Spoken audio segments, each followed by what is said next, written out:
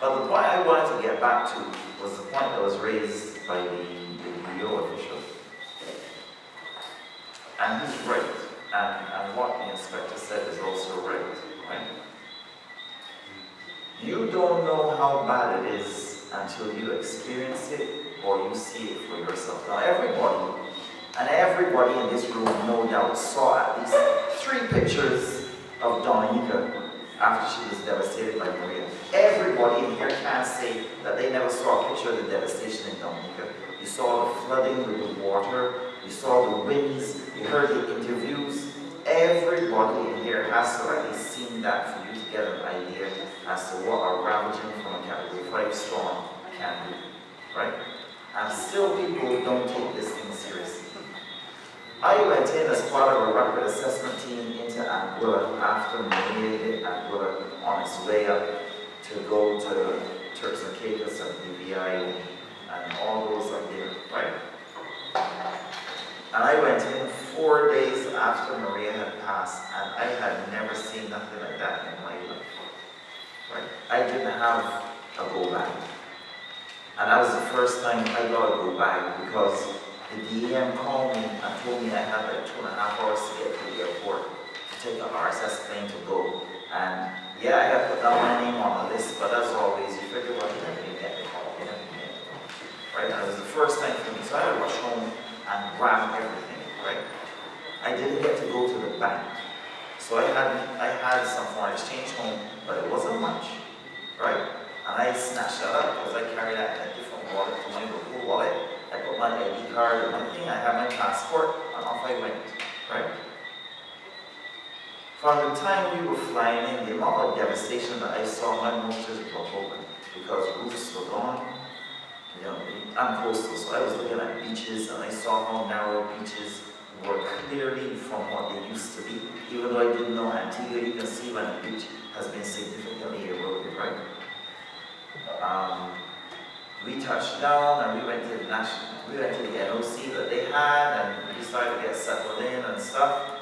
And people in the NOC were in shell shock. Okay, they mobilized, they tried to secure their home, they came and established, and they were operating. And from the stories that we were telling, they were in shell shock because they had never seen, heard, or experienced anything like that for the 8 hours of wind and rain that they had. They had wind and rain. Barbados is always fortunate, you know. Thank you. Keep it up. We even get wind, right? And we will get wind gusting and howling and dusting and howling, and the Met Services will say that you're going to get rain as well, but we don't always get rain. We will get wind, or we can get rain with some wind, right? So then you'll hear like whole town flood and parts of St. Lucie flood and parts of Christchurch might have flooded in Wharton and those areas, right? But you don't get much wind. When you have that combination, and you heard like how Prime Minister Skerritt talk about water coming in horizontal through his walls, you can understand the penetrative power of water moving at over 150 miles an hour through a building. Okay?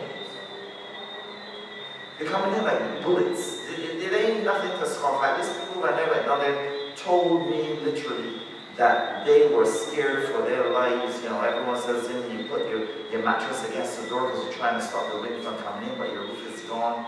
You have no means of thing. Nobody had anything like tarpaulin because you can't even do anything. And you're hoping that when the eye comes, you can be able to get out a stretch of tarpaulin and nail it onto your property. And these are all wall houses, you know. Where we then started to go out and we started to do the driving around the island to start looking at structural damage, right? The amount of trees that were burnt by wind, and I mean not only stripped, but literally burnt by the wind, was phenomenal. There was not a green speck of grass, trees, leaves, branches, nothing. All the bark was gone. So like, you know when you peel the tree stem and you just see like the light green on the inside, it was like that. It was ripped to shreds right off, right? When I started to do my work, I saw storm surge penetration in areas where it was possible. It went in 150 meters. In other areas, hotels had sand about 4 feet thick on the ground floor because they were right on the beach and that sort of stuff with a low-lying guard wall. So it meant that when the storm waves came in, it rushed right over the guard wall, went straight inside the properties and deposited sand. On some beach bars, as you could see literally where the sand, where the wave came in and washed, hit the back wall, went up on the roof, and then you saw the droplets with the sand still hanging down in terms of how it dried when it finished. Right? You saw total devastation at beach bars in terms of like those that were on exposed coastlines. This is nothing to really and truly be scoffing at. And you know what then started freaking me out? It was the fact that there was no electricity. You understand what no electricity means?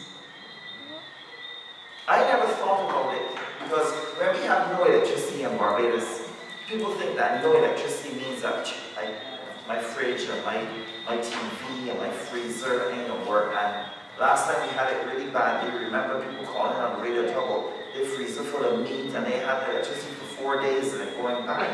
This hurricane season, everybody should know that by now your freezer should be near empty, right? And you should only have the stuff you need in your fridge because you've eaten down your freezer to ensure that you don't have too much to do with in the event that electricity goes off, right?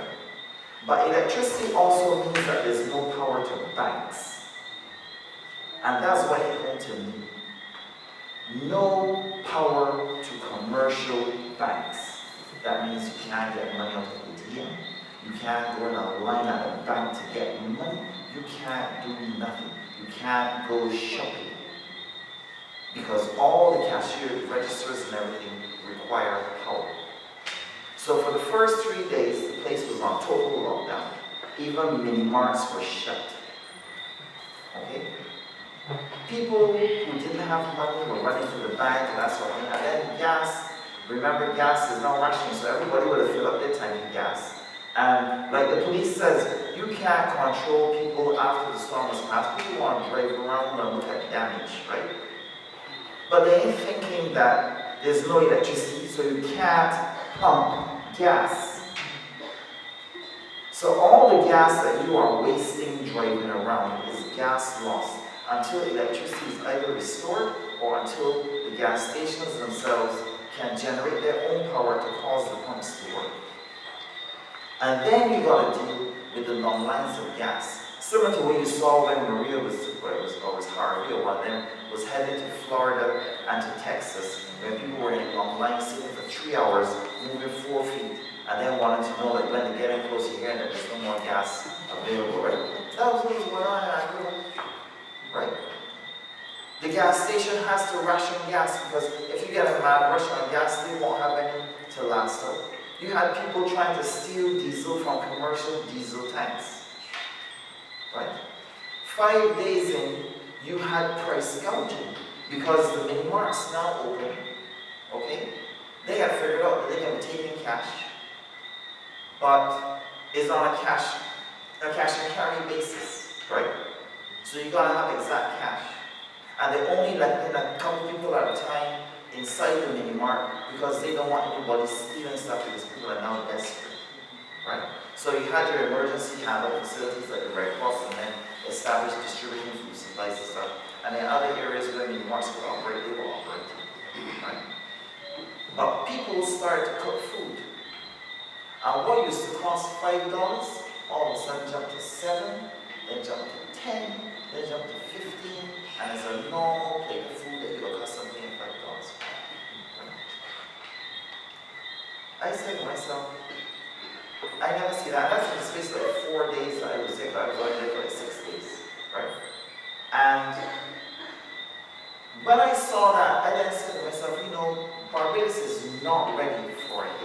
When people lose their roofs, and like what happened last time in St. Philip and St. Thomas, people say, you know, we're real sorry for them and they want everybody to come together and help them and try and get a roof back on. And we know what it can take to restore the housing sector based on government's own requirements through rural and urban and those sort of people to help, right?